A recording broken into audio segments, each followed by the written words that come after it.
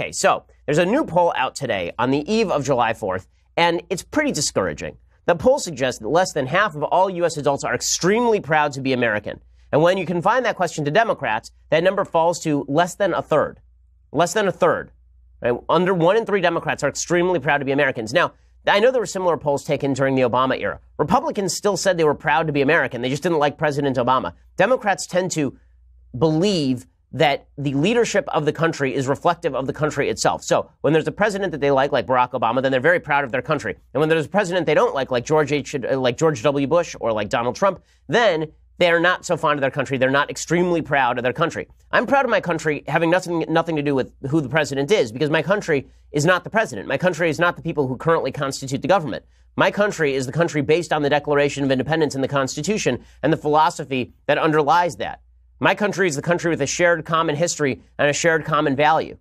Right? That's the country that I care about. And if you don't see America as a set of eternal principles and values that outlive any single president or any single legislature or any single Speaker of the House or any single Supreme Court justice, I would suggest that you don't have a valuable view of America in and of itself. You just think of America as what it is today, as opposed to America as a manifestation of certain ideals. And maybe those ideals are being imperfectly implemented. But that doesn't mean you shouldn't be proud of the ideals themselves or the history of America, which has freed more people from tyranny than any country in the history of the globe. Republicans have consistently said they're extremely proud to be American at a significantly higher rate than Democrats, according to Mediaite. Okay, this new number that less than half of all Americans are extremely proud to be American, this is a new low since the question was first polled by Gallup in 2003. Overall, 47% of U.S. adults are extremely proud. Among Democrats, that number is 32%. Republicans have said they are extremely proud much more consistently than Democrats, because Republicans are much more tied to foundational documents and to the system created by the Constitution and the Declaration of Independence.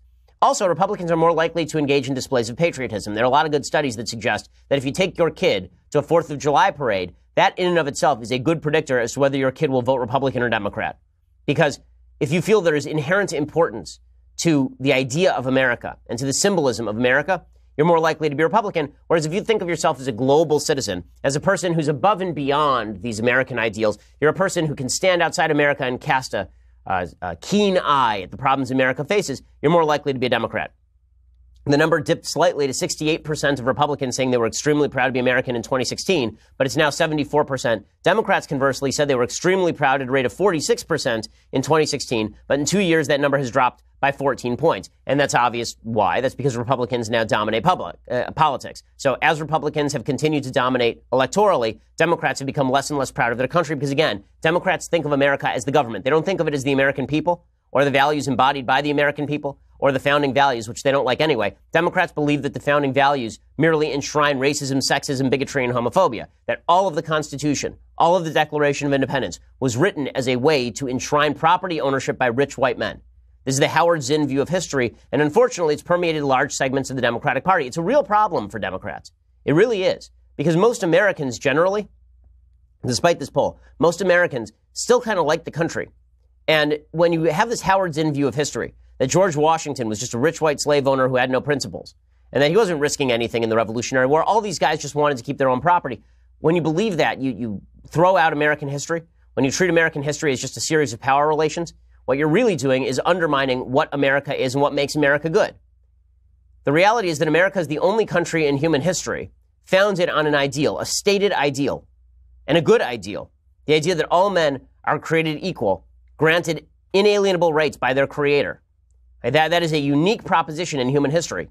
And the founding fathers may not have perfectly realized the manifestation of that idea, right? Slavery still existed, obviously. Many of the same people who signed the Declaration of Independence, the guy who wrote the Declaration of Independence was a slaveholder. But it doesn't mean that the ideal that they were promoting wasn't a good ideal. It was a great ideal.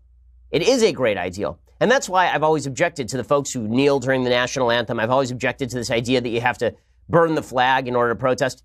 It seems to me that what you really should be doing is saying, I love the flag, and that's why I think that we're not standing up in proper ways for it. I love the national anthem. I love the country. And that's why I think that we have to fulfill that dream.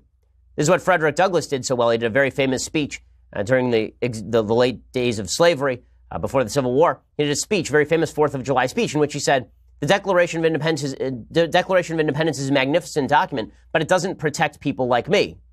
It should protect people like me. It should be universal. Let's look at the universal implications of the ideas pushed by Thomas Jefferson, and then let's go out and act upon them. Right? That's the way that people ought to question whether we're living up to our own ideals. But the ideals themselves are good. And this Marxist idea that all politics, all principle is really just a manifestation of what you want. It's all just power relationships.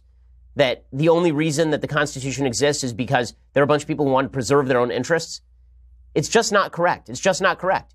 It was a lot riskier for the founders to fight against the greatest empire on earth than it was for them, much riskier for them to fight that empire and put all their property at risk. I mean, the Declaration of Independence pledges their lives, their wealth, and their sacred honor, their lives, their fortunes, and their sacred honor to the fight. There are founders who went legitimately broke in the course of the Revolutionary War, Robert Livingston among them, from New York. He watched his house burn to the ground. George Washington, there's a story my business partner Jeremy Boring was telling me last night. George Washington, the British were threatening Mount Vernon, and apparently one of his staffers basically went out and begged the British not to burn down Mount Vernon. When Washington found out about it, he was angry. He said, listen, I pledged my life, my fortune, my sacred honor to fight this battle. To pretend that the heroes of America's past are not actually heroes is deeply embedded in a lot of democratic ideology right now, and it's really bad. It means that there's no commonality. You want to know why the country's breaking apart? Because we don't have a common mythology.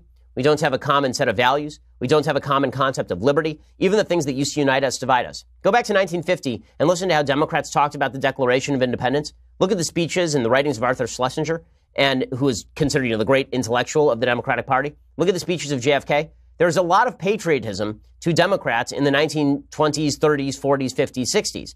Then in the 60s, it broke. In the 60s, it was decided that America was actually a bad place and that all of the evils that were obvious in American life were simply parts of a greater horrible hierarchy, that they were effects of this terrible American hierarchy, that the reason that there was racism, the reason there was Jim Crow, the reason there was this war in Vietnam, it was all because America had been built on the wrong basis. If it had been built on the basis of redistributionist Marxism with social ownership of the means of production, then everything would have been so much better. And the left has never gotten over this. So according to this report from Gallup, politics appears to be a factor in why so many people are not proud to be American, with sharp declines evident among Democrats and political liberals and no decrease among Republicans and conservatives. But that's the point, right? The point here is not that Democrats dropped their support for the United States because of Trump. What's actually kind of interesting is that Republican support for the United States or enthusiasm about the United States only rose like a little bit in single digits. In other words, Republicans are very much tied to these generalized ideals. And Democrats see these generalized ideals as bad unless they have a president in office who's fighting against those generalized ideals. The report says left-leaning groups' antipathy toward Trump and their belief that other countries look unfavorably on the president are likely factors in their decline in patriotism, particularly the sharp drops in the last year. But again, I'd point out the fact that only a minority of Democrats said they were extremely proud to be American, even when Barack Obama was president, which that's a shocking statistic. It's a shocking statistic. I think there's something else happening too, and that is that there are a number of people who are just not appreciative of living in America because they have it so good. See, everyone who's trying to get into America realizes that America is a great place. Right? Everybody who's trying to get in, illegally or legally, who's trying to cross that border, is trying to get here because it's better here. People around the world are trying to imitate the implementation of American markets and American constitutional ideas because they see that America is a powerhouse. And they look at their own lives and they say, our own life isn't that great. Maybe our life could be better if we started implementing some of those ideals. And in fact, when you implement those ideals, your country becomes better. When you implement free market ideas on a rock like Hong Kong, you turn Hong Kong into a thriving place. When you implement terrible ideas in a barren area, then you end up in poverty. So one of the things that's important to note here is that we are all living better in the United States and generally around the world than we ever have. Bill Gates is right. He's the, obviously Microsoft co-founder, and he's praised the Republican-led Congress for rejecting the Trump administration's proposed cuts to the State Department budget, according to PJ Media. Gates pointed out that the foreign aid budget nearly doubled during President George W. Bush's tenure.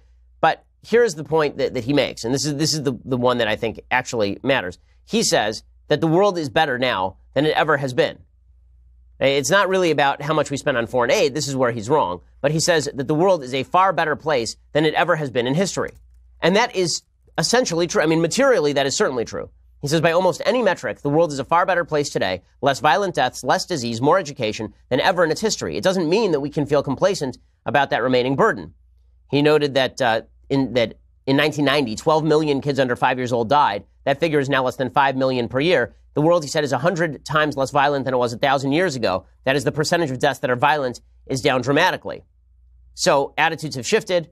Obviously, the world is a better place. And I would suggest the reason the world is a better place is because of America. The reason the world is a better place is